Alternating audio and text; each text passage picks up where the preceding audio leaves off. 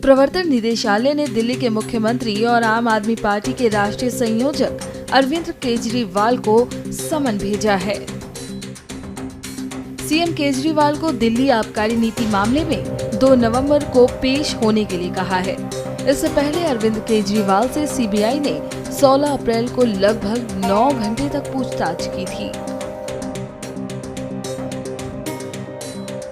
बता दें कि दिल्ली के पूर्व उप मुख्यमंत्री मनीष सिसोदिया और आम आदमी पार्टी के राष्ट्रीय सभा सांसद संजय सिंह शराब नीति केस में जेल में बंद हैं। सोमवार को सुप्रीम कोर्ट ने सिसोदिया की जमानत याचिका भी खारिज कर दी थी। कोर्ट ने 8 महीने के अंदर मामले की जांच पूरी करने का आदेश दिया है। वहीं आप सरकार में पूर्व स्वास्थ्य मंत्री सत्येंद्र जैन भी मनी लॉन्ड्रिंग मामले में जेल में बंद हैं। ऐसे में अब अरविंद केजरीवाल को भेजा गया समन कहीं उनके लिए और मुश्किलें खड़ी न कर दें।